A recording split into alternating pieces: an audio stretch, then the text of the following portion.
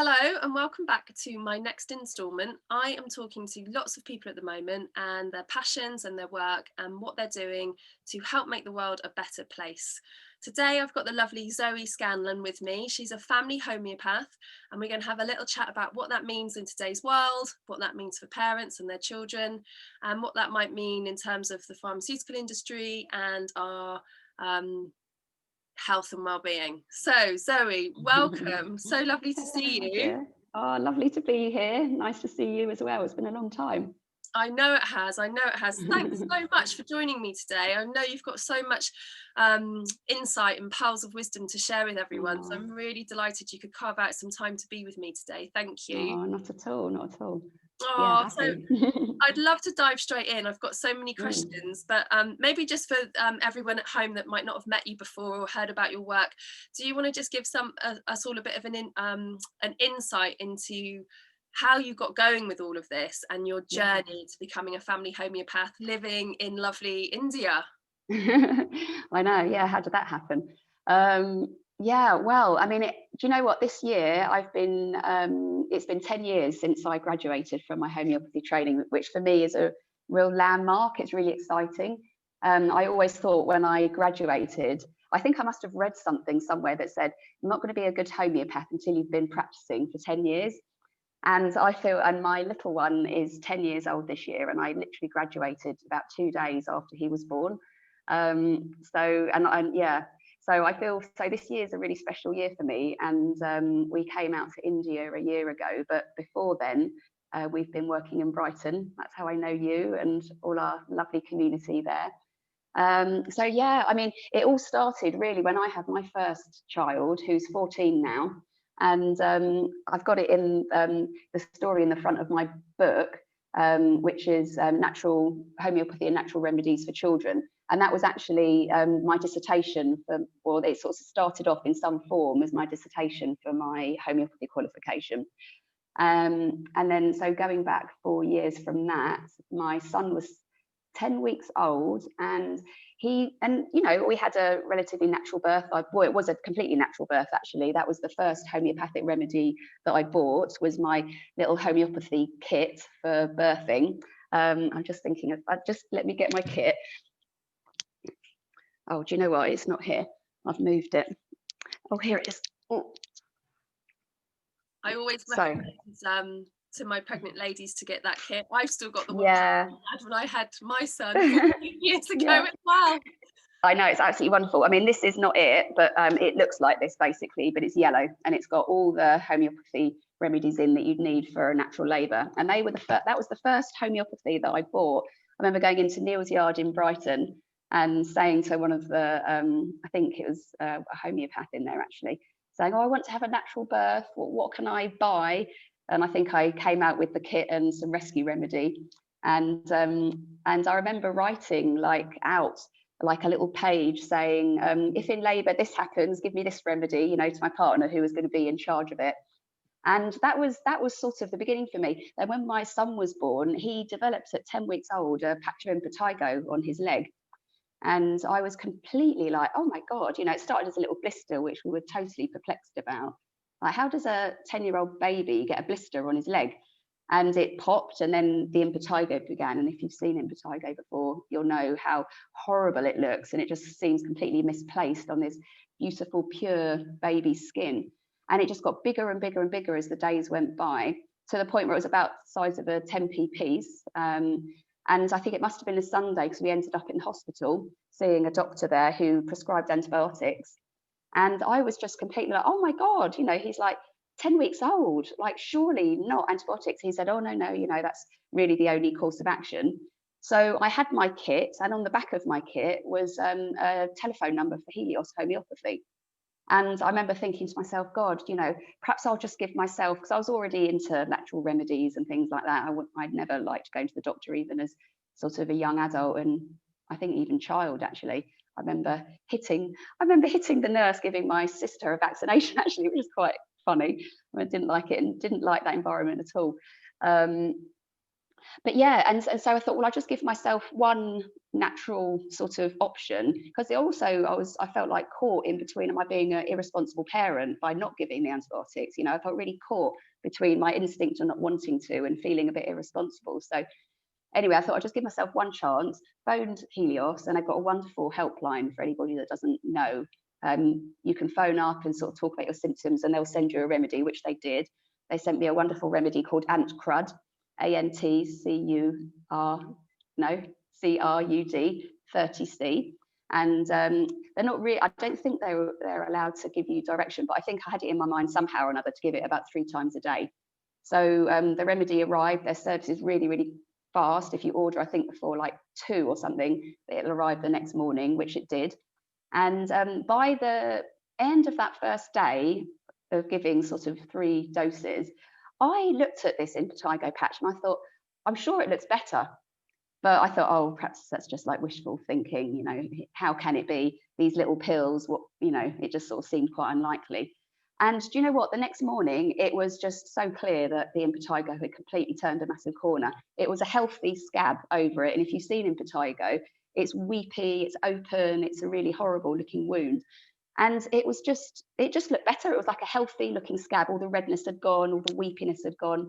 And I was just astounded, like, oh my God, how is that possible? You know, I was really, it really hit me. And I just felt so pleased and smug that we didn't need to do the antibiotics.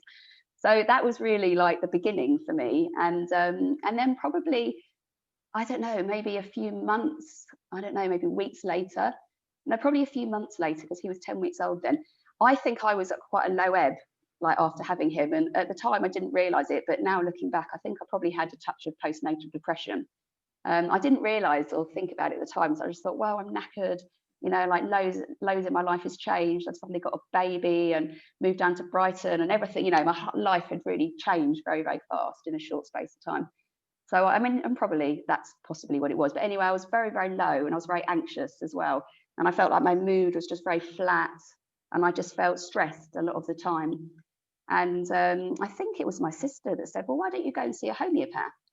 And it was like, oh, well, that's a bit of a random thought, but yeah, why not? And so I don't know where, I can't remember looking up a homeopath, but I ended up going to Worthing to see this wonderful lady who was connected to a college. And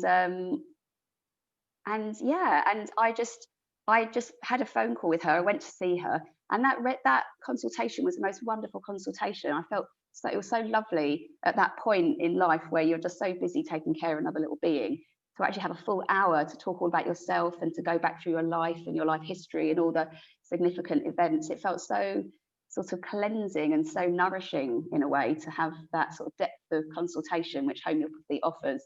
And then I was given sepia, which not many mums escape sepia if they're coming my way. You know, like mothers, you know, they're often giving out a lot to people. They're often exhausted, and yeah, and sepia is just such a wonderful remedy for new mothers and for anybody in that position. Anyway, it's a great hormone remedy as well. And I was given sepia, and I remember waking up the following morning, and I just felt like the world just seemed slightly brighter. You know, I saw that homeopath monthly, which is generally the space, you know, you usually see a homeopath once a month. And it was amazing. Each time I'd see her, I'd just feel fractionally better and fractionally better, to the point where I felt like, wow, I feel like better than I have even before the pregnancy. You know, it was really Wow. wonderful. So those 2 experiences really solidified for me what homeopathy had to offer, you know, from that physical, using it on a physical symptom as well as the emotional symptom. And yeah, and it was not long after that first consultation. I think that must have been like around July, August, because then I started studying like in the beginning of September. And so then I went into my 4-year training, and then yeah, graduated when my second was born, and then just really was just straight into, you know, seeing mums. And I remember running courses with my little one on my lap, breastfeeding, and with other mums that were just like me. So it worked really well. You know, it takes a while to build up a practice, but it just fitted, it slotted into life. And it was, yeah, I knew more than the mums around me. I didn't know loads, but I knew, you know, I'd studied it for 4 years, so it was really nice to share it. And it just naturally grew from there. And that was 10 years ago. which feels amazing. A real milestone of a year. You've kind of got to that Yeah, goal that you had in the back of your mind, and it yeah, sounds like you definitely. were really called to this work, you know, through that story, through those experiences. You were Mm, really called yeah. to follow this as your path, and I just love that. It's like it just aligns with like your soul's purpose. And Yeah, just a couple of absolutely. things you just said there that really struck me about, you know, being in the hospital and being faced with that choice, you know, the standard medical offering of, in this Mm, case, antibiotics, yeah, but of course it could be all sorts of things, couldn't it? The standard medical offering when you're preparing for birth in a particular situation, or the standard medical offering for anybody. And then that thing of, should I do that? But my gut mm, instinct's telling me to do something else. But yes, the medical profession is saying I should do this, and that yes. pressure to go with that. And I feel from my work, what I've seen is, as long as we're trusting our instincts and following our heart, Mm, we're probably going to make the better decision for us. yeah, yes, It sounds like you had a similar experience with that. yeah. I think I think it's a really difficult one because just from my work, and I think that's probably how you and I know each other, just from sort of natural mums wanting to do things as naturally as we can for our children. And I see mothers, similar to you and I, but then they sort of end up in hospital because that world has its place as well. We all these forms of health treatment have its place. But what I feel sad about at times is the sort of the empowerment being washed away or whipped out from under mothers. Because I really believe that a mother is the person that knows the most, and is the most well qualified to know what's right for her child. And it is about being trusting one's instinct. And there's situations, of course, it's not always the case. Our modern medicine certainly has its place, as I said, but I would say being faced with doctors and this sort of authority that yeah, just a sort of the authority and the power, it can make people really doubt themselves. And I I think that's a shame, and I think there's a bigger picture to it, that we're sort of coming out. I say coming out, I do believe we're coming out of this way where we look to other people to take responsibility for our health.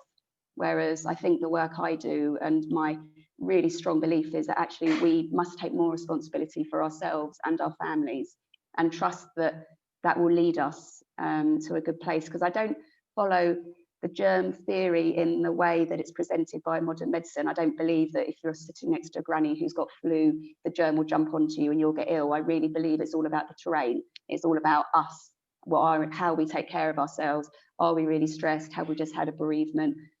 How are we sleeping enough? Are we feeding ourselves good food? How are we taking care of our vitality?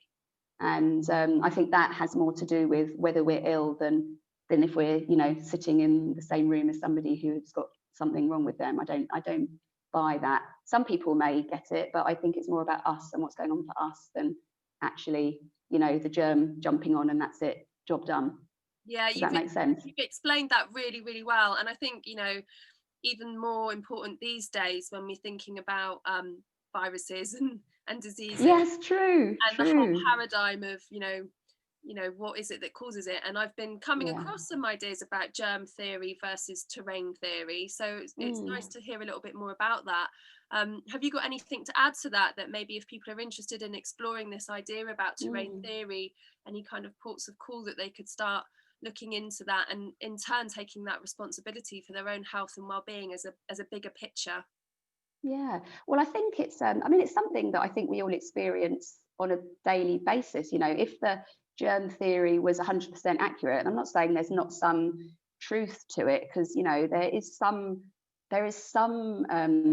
transmission, because, if, I mean, when we were younger, we weren't all so frightened of measles, for example. I know that there was like measles parties and chickenpox parties, that because actually those childhood diseases, in my opinion, they bring a lot of benefit to the body to go through those illnesses. They're a great purge, and often children will take a great developmental leap after they've had those illnesses.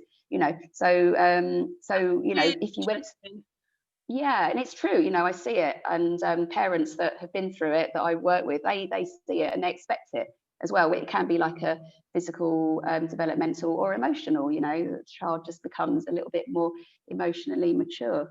But going back to the measles parties, a mother might take her child at that time, along to a room full of, or maybe not full, but at least one child with measles. But that child wouldn't necessarily get measles, you know.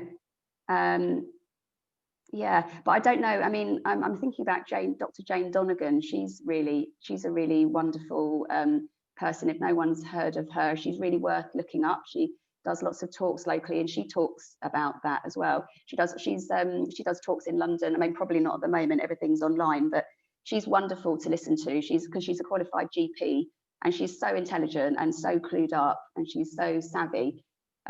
She just is really worth listening to for anybody, unsure about it and wanting that sort of, like, somebody who's got that medical side as well as a homeopath. She's a qualified homeopath as well as a GP, so she's a really wonderful person that has a foot in both camps. I think that's really useful when it can feel quite polarized. It can feel either you're in Yes, this camp or you're in that yes, camp. And actually, we have to be able to flit appropriately between the two, don't absolutely. we? And like you Yes, say, everything has a place. So that's Dr. Jayne Donegan. I'll make sure I'll yes, include a link to Jayne in yeah, do. the She's show notes. wonderful. Yeah, yeah, yeah. And Yeah, then another very good GP that talks sort of, yeah, well, she's her name is Dr. Suzanne Humphries. I think if people want to do research about natural immunity and things like that, she's a really wonderful person to listen to as well. And there's quite a lot on YouTube. I don't know how much Jayne Donegan, I don't think she's got too much on YouTube, but her courses are very reasonable, her online courses. But yeah, Suzanne Humphries, she's an amazing, amazing doctor as well. So those two, I recommend quite a lot to mums and parents that are wanting to do a bit of research and maybe look outside the box. yeah, I think that's it, isn't it? Just being able to look outside the box. And there was Mm, another thing you mentioned as well when you were reflecting back on your own time as a new mum and just thinking, gosh, am I just knackered and overwhelmed with this new baby mm, in this new place that I'm living? Or in hindsight, did I actually have a bit of PND, postnatal depression? yeah, And I think that's a really common thing that I come across with the women I work with. There's this kind of expectation that it's normal to feel really shit and yeah, knackered and yeah, low, yeah, and that's just part of the package of becoming a yeah, new mum. And I yeah, think it can be really hard for them to discern when they kind of yes, slide away from that mm, into more of a postnatal depression situation, yes, which yes, might need a little bit more support. So yes, for any mums listening that resonates mm, with, you mentioned the sepia as a good remedy. yes. Have you got any other kind of top tips that could Top help tips, new I do. mums with You know what? Because prevention? yeah, I do. Because I mean, yeah, CP is a wonderful remedy, but I wouldn't recommend sort of self-prescribing. I think if you're feeling low and you suspect you might have some level of postnatal depression, yeah, I mean, CP is wonderful. You could do some research online, but I would go and have a proper consultation with someone because it's so healing just being able to speak and be heard at that time. And as I said earlier, it's so in depth and it's so nurturing to go through that process because we're all so different and homeopathy very much prescribes on an individual basis. So while sepia might have been good for me and I do give it out a lot to mums, there are other remedies also that are wonderful support. Califos is a really good nerve tonic, for example. There's many, many, many. But the other thing I was going to say, which isn't homeopathic, but getting your placenta encapsulated. So my first pregnancy, I didn't know about things like that then. I was only obviously just, I was aware of natural things, but I didn't know about all these wonderful options that were available to us as mums now. And with my second child, I got my placenta encapsulated. But and I think that's a really wonderful thing to do. If you've had one child and you feel like you might have postnatal depression or you're nervous, you might go into it again. I think those magic capsules, eating a placenta, it's a very sort of primal thing, and I think most mammals do it, but we're so conditioned that's an awful, horrendous thing to do that we wouldn't even dream of it. It just gets chucked out in the hospital if that's where you are, or removed by the midwife. But I think that's a very useful resource to tap into as a new mum. But the other thing that I'd say is with my second pregnancy and labour, I had a completely, not that the first one was completely natural, but the second labour was so amazing. I knew I'd obviously just qualified as a homeopath then, and using homeopathy in the labour, I did use it. I said earlier that I had my little kit, but because I didn't really know much about it, I think I had one remedy probably in my first labour, and I think that was probably pulsatilla. And it did help in that moment. I think I was probably in transition and feeling a bit like, and pulsatilla, it definitely helped. But with the second labour, I was so clued up on the remedies I needed. And I remember going in once the labour has sort of really those first moments of going into labour, you think like, oh gosh, okay, I need to focus now. I need to head into my little like room here. And I remember feeling really terrified at that point, even though I'd been through a labour before. I just felt like, oh my God, no, I don't want to go through it again, like, no, not again. And I was able to give myself remedies. I was able to give myself Aconite at that moment, because that's a fear and panic remedy, which is exactly what I felt. And that fear just subsided in those moments. It just subsided. And then I remember going and sitting on my little chair in the room that I created that I wanted to give birth in. And I felt my body was really shaky. Actually, no, then I felt nauseous. I felt a wave of nausea come over me. And I knew it was probably just a surge of hormones. And I took Ipecac. And the nausea subsided very quickly again. And then I felt like this trembling feeling come over me. It was like shaking. It was almost like, and I wasn't sure if it was fear or just that adrenaline rush of, oh my God, here we go. But, and perhaps some level of apprehension still. And I took Gelsemium 200C, because all the birth remedies are in 200s. And again, that subsided. And then I just felt so tearful. I remember sitting in my chair and wrapping my blanket and just felt like, oh God, I just feel so tearful. And I took some pulsatilla. And do you know what? I just felt like I was just sinking down and down and down through these layers. And after that pulsatilla, I felt at such peace.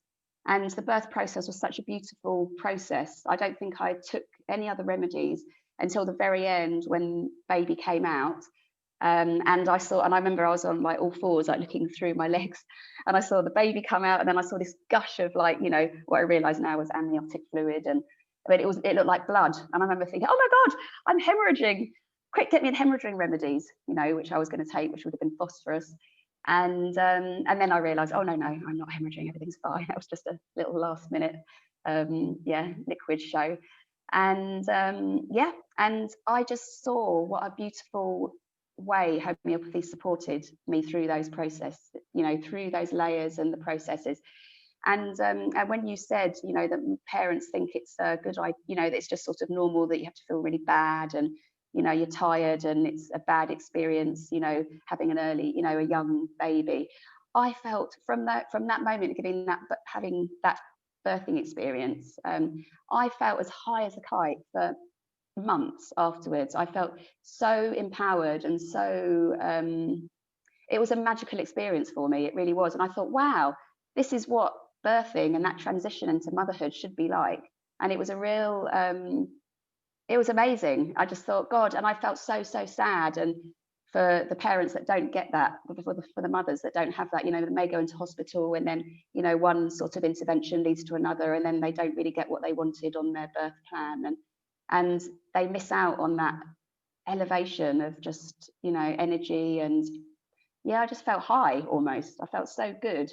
And, and then everything leads on to everything, doesn't it? Then you're able to breastfeed in a beautiful way. I'm sure my baby had really good energy and me in a balanced place, And I think that's what we need to be aspiring to, and I think sometimes the medical world, they step in a little bit too soon, or they don't give enough time for mothers. I mean, this is your department, not mine. But but I see that, and it has it as I'll always say, it always has its place.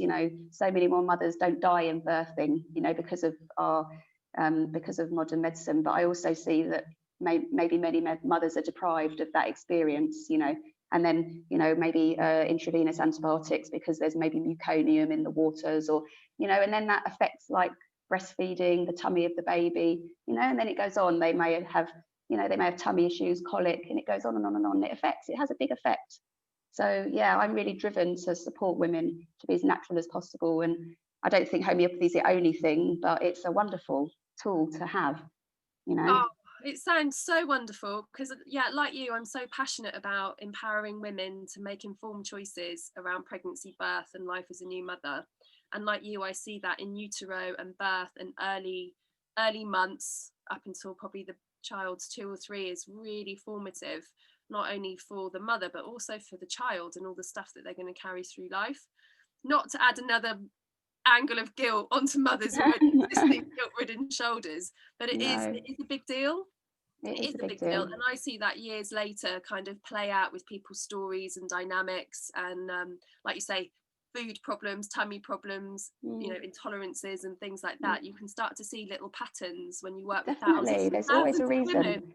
Yeah, there's always a reason. And, often when I have a new client, it's so interesting to trace it back because I don't think anything's coincidence. Things don't generally just happen in the body. There's always a reason. And it's a bit of a detective work sometimes to trace it back to, okay, so why does a woman have IBS, or why does a child have chronic stomach aches, or, there's always, or why intolerances, there's always a reason, and it can just be gently unpicked and undone, Yeah. if you've got the time and to be able and the resources to do that.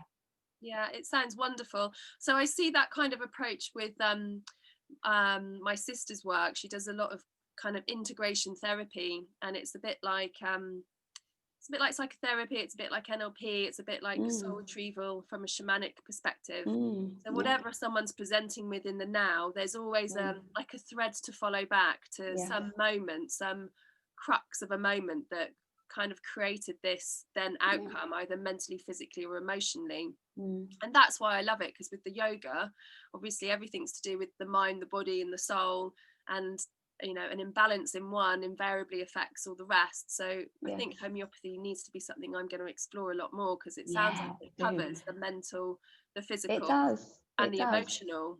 Yeah, and that's what appealed to me. I think I remember going to a talk when my son, I might have been pregnant or he might have been born. It was about natural immunity, and I remember it was given by a homeopath, and he made this connection between our physical body and our emotions, and it just spoke to me, and it was like that was probably another little seed, that sent me down this path, because I'm a very sensitive person, as many of us in this field are. We're in this work for a reason, because it helps us probably. I'm quite sure I heal through the work I do. It's not just a one way, it goes both ways. Very beautiful process. But I remember, yeah, I think it's very important for people to have that awareness and to build that awareness that we're not segregated. Our emotions are very much tied up with our physical health. And what you were saying about like going back along the threads to the beginning of where, maybe a seed was planted and then ends up being an illness or an emotional difficulty.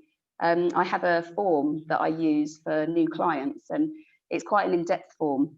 And just working through, like your sort of family history, your childhood, your relationship with your mother and father and siblings, and your emotions and what you are, how you experience anger, and when they go through, and also a timeline of their significant events in their life. Just going through that process is such a great opener and healer, because it's like the homeopathic consultation. It takes you back through your life in a very logical process. And often people say, wow, some of them go, oh my God, that form, but often it's really healing, because you can see everything in its place. Like, oh, that happened. Oh, and then that happened. Oh God, I never really noticed that could have been linked to that. And, it's really interesting. And then people can have their own kind of aha moment of, Yes, oh, that is definitely. connected to why Yeah. I'm doing this now. Yeah. And then nothing feels so like we're not so victims, because we've got control, and there's always things we can do to heal ourselves, or, whether it's emotional stuff or physical stuff. That's my belief anyway. Yeah, our body's always trying to find that though, isn't it? Absolutely. It's an amazing machine. Yeah. Very clever at doing this healing stuff. So, Yeah, Zoe, definitely. what would be your kind of top tips for pregnant mums, mums to be, and new mums, and any women really that are kind of, or dads that are kind of looking back at their journey, maybe how they're parenting their child and experiencing difficulties or physical illnesses or mental or emotional challenges, which obviously with COVID I've seen a lot more people struggling with lots of elements of this. So what might be your top tips? They could go along and see a homeopath, they could have this amazing consultation, and then what kind of would usually happen after that? Okay. Yeah. So Well, just yeah. So if I have a new client, they usually fill in the form if it's for themselves or their child. Then they come, we do the session, and then I will come up with a remedy or a series of remedies, and then they'll take those remedies over a period of a month usually. Well, usually I give remedies to take for about 2 weeks. It's always different. It always depends, but usually people take it for about 2 weeks. Then they have a few weeks off the remedies and settle down, and then we see each other like 2 weeks later and just see what's changed and see what's shifted. And then it's like an onion, in counseling they talk about this onion layer. You like do one layer and then you see what's presenting, and then you can just go like this. And some people only need a few sessions, some people just need 1 or 2 or 3, but other people I see, if it's something like eczema, or if you really want to get to the bottom of like a childhood tic. Actually, I say that, but tics I've had great success with, like anxiety in children. I think this is one of the beauties of homeopathy, is that they can help so much with the anxieties that children have and that can build up, and certain children will develop things like tics or stutters, and those sort of things are so wonderful. Homeopathy is so good at dealing with that sort of thing. And so so actually that sort of thing, I might deal with a child for see a child for 3 months, and then we might not see each other for a few months, and then we might just do maintenance, every, so it's a very cost-effective form of treatment as well. Sometimes I need to see people monthly, but it's not weekly, and then it can really be spread out. Sometimes I might need to see, sometimes with eczema, if it's been around for a long time, I do need to prepare parents. This isn't going to disappear necessarily. It might get better, significantly better, but it might not completely go away, in a few months. It may be that we need to see each other maybe just like 6 times a year or 4 times a year, but just keep, plugging away at it. And same with hay fever, you can give remedies and reduce that susceptibility to hay fever, but over a period of years, it needs time. So some things have a little bit more staying power, and some things can be resolved a little bit more easily. Chronic things, obviously, they've taken longer to manifest, and they take longer to disappear. Not always, but generally.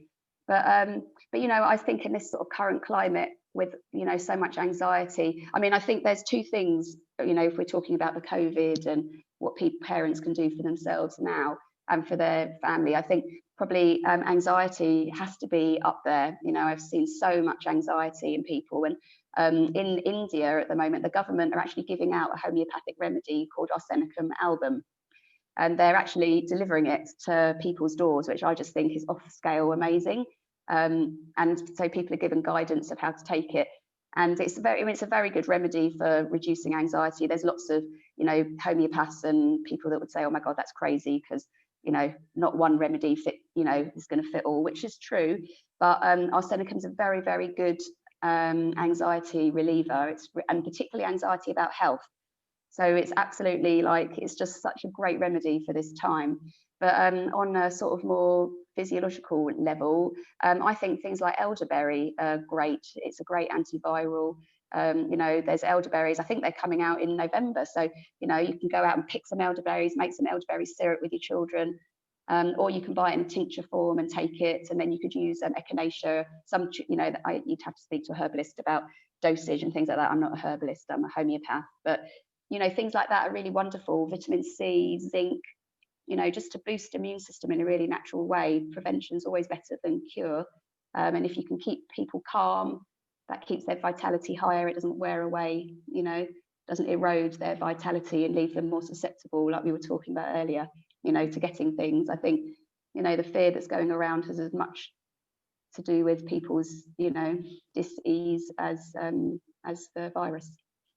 Yeah, absolutely. So Zoe, just for people that might have heard of homeopathy but don't really know much about it, I'm kind of thinking, when I first came across it, it was to get the teething granules for my baby, and it was like, what's this? Oh, teething granules, let's just shove that in. Oh, it's chamomile. What's that? Homeopathy. What's that? And that was my first little foray into it. So I'm sure there's lots of people listening that still don't really know what it is. So can you just sum up, what is homeopathy and how does it work in the body? Yeah, I mean, I think that's probably the biggest deterrent actually for people using it, is that they don't entirely understand it. It gets a terrible write-up in the press at the moment, and also people don't know how often it's okay to give it, how much is too much, what potency is okay. So there's a lot of questions around homeopathy that I think can be easily solved. I've actually got some online courses that are like just links that I can sell and send out to people. They're like £15 each, and they just answer some basic questions about homeopathy, as like a, you know, what is it, how often to give what. So there's 6 in the series, and they sort of talk about natural remedies and like how to manage a fever positively, because that's a super important thing. I think I'd love to train all mothers how to manage a fever positively. You know, if you want to support your child, that is just absolutely crucial. But anyway, going back to your original question, homeopathy, yes, okay. So what I think the first thing to say about it is that it's an energy medicine. It looks like this. See these little pills. This is often what it looks like. I don't know, can you see that? They're little sugar pills. So when you take homeopathy, you're taking in a vibration. It's an energy medicine. It's not like a pharmaceutical drug that you're, you know, sort of reorganizing the chemical composition of the body. It's nothing in that way. All that you're taking in is sugar, which is why it's so safe. You don't get any side effects. It's so good for pregnant women. It's good for new babies. You know, it's safe. It doesn't have any sort of like toxic element to it at all. So the remedy I was just shaking here is aconite. And aconite is made out of a flower, monk's head, I believe, testing my materia medica there. But it's basically, it's a poison. Actually, it's a poisonous flower, and we use a lot of poisons in homeopathy. And basically, we harness the energy of different flowers and plants, minerals, some animal parts, like lachesis is made out of snake venom, bee sting, sepia is made out of cuttlefish ink, very randomly. So when you see those little chalky things on the beach sometimes, you know, little cuttlefish skeleton, it's strange to think how on earth that could be such a wonderful boost for exhausted mothers and women, but it is. So yeah, we harness the energy really from nature and make it into pill form. And it's no different really to Reiki and acupuncture. It works on the energy of the body. And I think that's probably why it gets such a terrible press in the science world, because they just cannot get their head around it. I believe science will catch up with homeopathy eventually and understand how it works. It's only a matter of time. But because everybody thinks so much in molecular, you know, taking a drug that has, you know, that's actually going to change the molecular composition of the body. This works on the energy of the body. So when you take a remedy, it doesn't actually necessarily, some of them do if they're low potency, they don't actually have any molecular content, you know. So if you're taking apis, which is made out of bee sting, it's been diluted to the point where there's no molecules of that bee sting left in it. But what we do is when we make the remedies, at each stage we succuss it. So I'll just give you a very quick example. So if so say you had like say chamomilla, which is made out of the chamomile flowers. So you take chamomile flowers, you put it in a combination of alcohol and water, you leave it there for some weeks until the water becomes, you know, takes on the essence, a bit like how flower essences are made, you know, the bark flower essences, they work in the same way, except we use that mother tincture, that liquid is then becomes the mother tincture, and we take 1 drop out of that mother tincture and put it in 99 drops of water, or perhaps alcohol, don't quote me on that bit. And then you do this thing called succussion, where you vibrate it. And by doing that, you're increasing the energy of what you've just taken out of that mother tincture. And that is 1C. And so out of your 1C, you take another drop and put it in another 99 drops of water. And again, you succuss it. And that becomes 2C.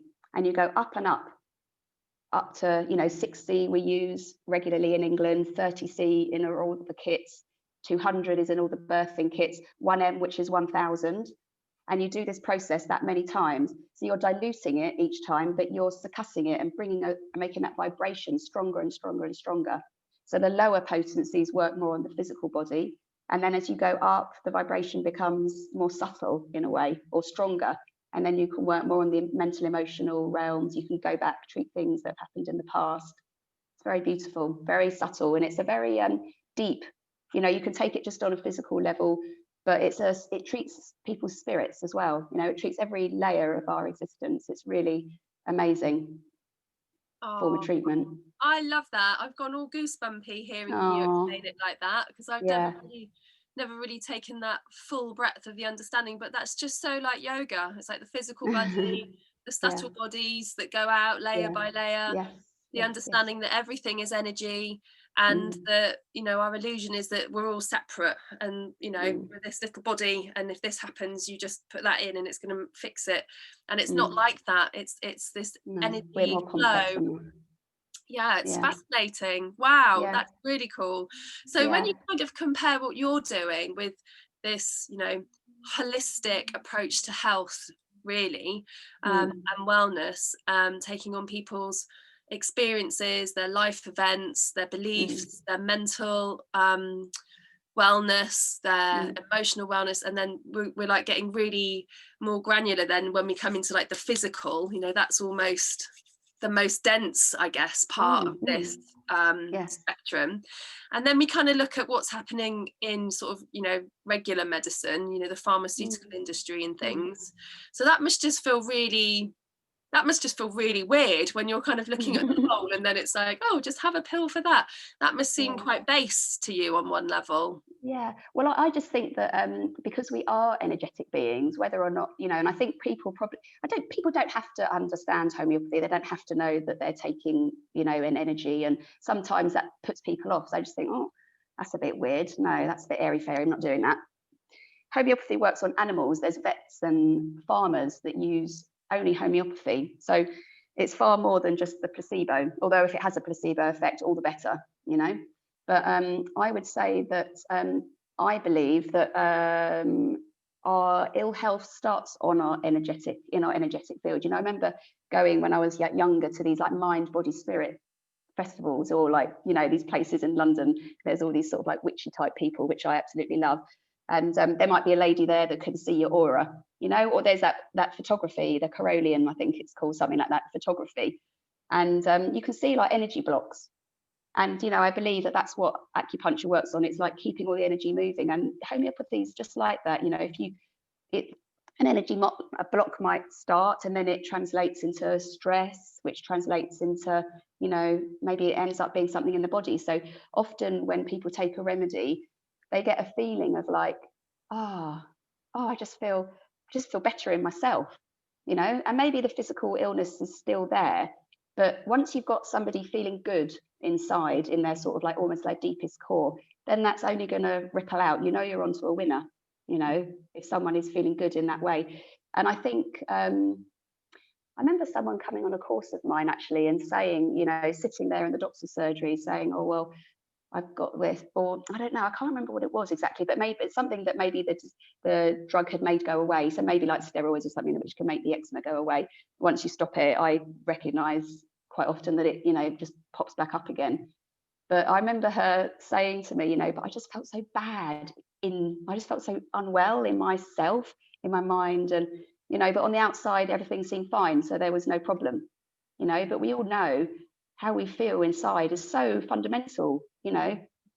In a way, if we feel okay, we can tolerate, you know, what's going on in our physical body. But my belief is that if it's the core that you need to address, and sometimes people feel lost, they don't know what their truth is in life or their sole purpose, and that can cause great disharmony, you know. So it's sometimes it can be so deep, but other times, you know, it can be just like a physical thing that can be resolved very easily. I think I've gone off course.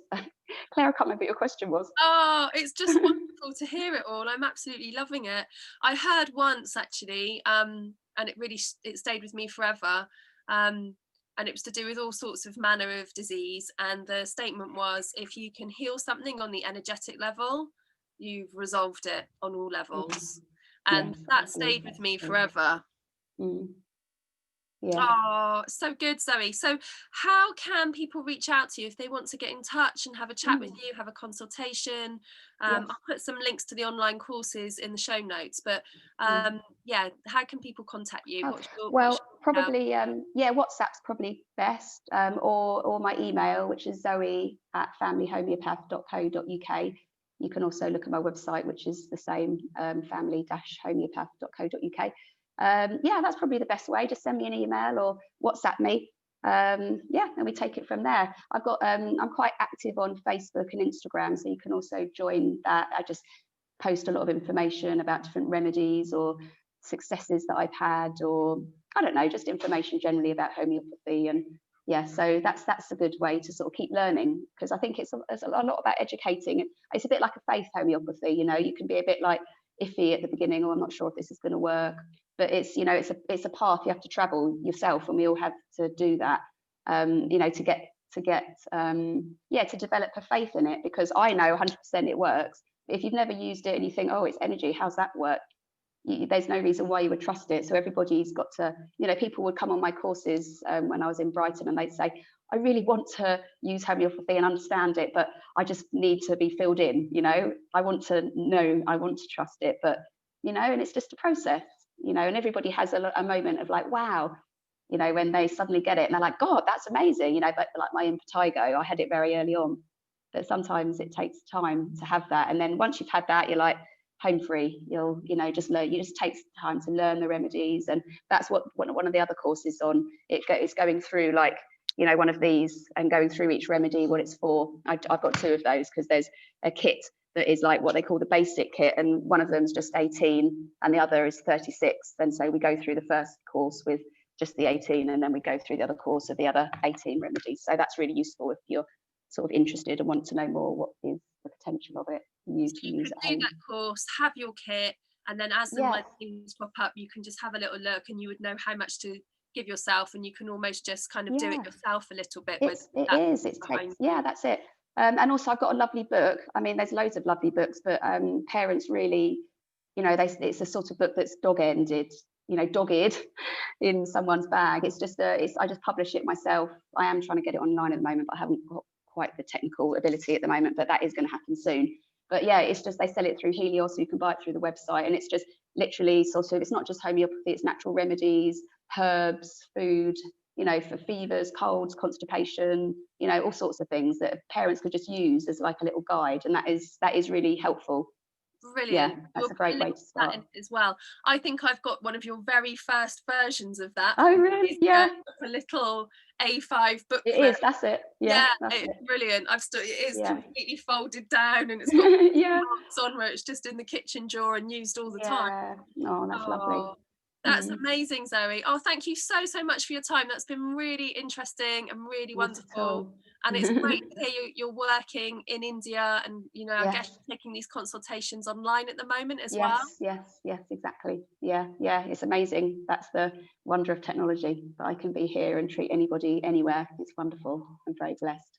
Oh, well, good luck with it all, and thanks a million. Thank you so much. Yeah. Oh, always a pleasure, always a pleasure. Lots of love to you and anyone listening. Yeah, so you hang on the line a second then, Zoe, and I'll just wrap up for everybody. Thank you so much for watching, and I'm going to have another guest along to have a chat with us very soon, so watch this space. Bye, everyone.